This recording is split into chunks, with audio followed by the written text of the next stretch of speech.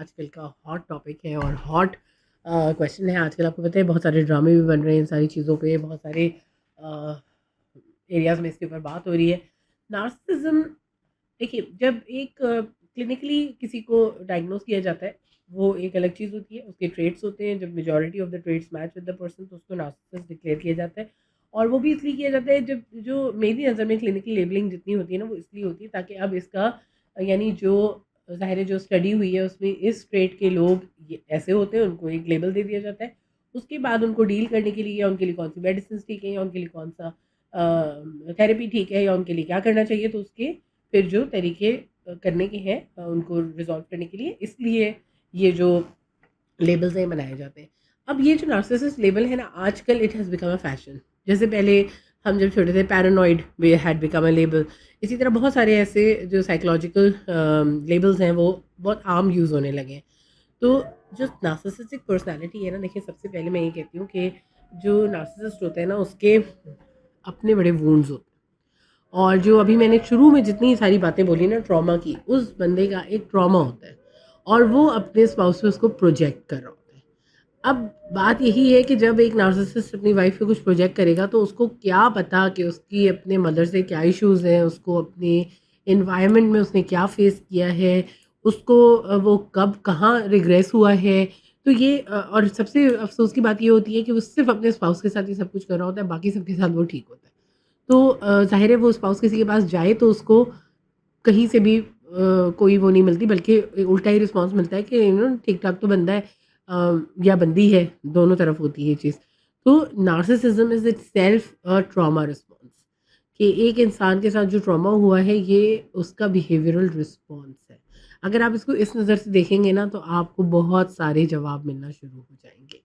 तो I think narcissism deserves some sympathy and some empathy. और हम थोड़ा-सा नार्सिसिस्ट इंसान को आप ऐसे देख लें, जिन लोगों के अंदर कम ट्रेट्स होते हैं, अगर उनके उनके साथ देखें, जैसे खुद पसंदी जिसको कहते हैं, मैं तो अपने हस्बैंड को हर वक़्त कहती रहती हूँ कि आप बहुत खुद पसंद हैं। लेकिन अगर उनको कोई और कहता ना शायद, तो वो रिएक्ट करते इस बात पे, because he would not take it as a मतलब मैं मज़ाक में कहती हूँ और मौका देख के कहती हूँ। यानी नॉट टू नॉन जजमेंटली कहती हूँ, मौका देख के तो नहीं कह सकते, लेकिन मैं कहूँगी कि नॉन जजमेंटली कहती हूँ। That is why he doesn't feel threatened. जब एक इंसान किसी की प्रेज़ेंस में थ्रेटन फील करने लगे ना, तो वो हर वक़्त सर्वाइवल मोड में होता है और वो डिफेंसिव मोड में होता है। और उसका जो बिहेवियर होता है वो ज़ाहिर है जो एक आप ऐसी रिलेशनशिप में हैं जहाँ पे आप you are casual, you don't want to calculate your words all the time, कि मैं ये बोलूँ तो अब ऐसा रिएक्शन तो नहीं आ जाएगा। तो वहाँ पे जो है ऑफ़ कोर्स ये ऐसा होता है। अब ये है कि देखिए,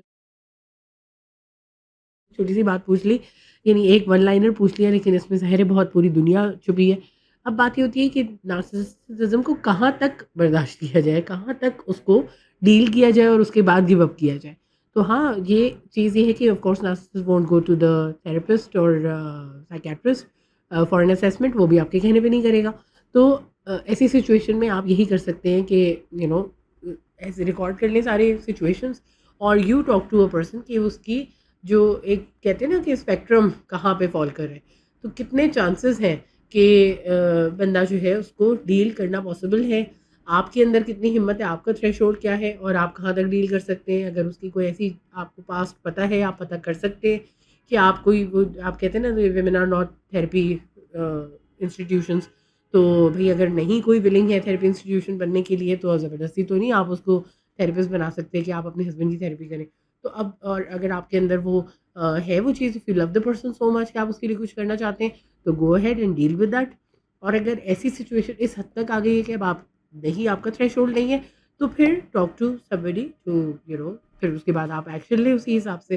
तो डीलिंग वुड मैटर कि नार्सिसिज्म किस लेवल का है, नार्सिसिज्म की टाइप कौन-सी है, कितना टाइम हो चुका है, जो जो बंदा उसको देख रहा है, उसको डील कर रहा है, वो उसका थ्रेशोल्ड क्या है।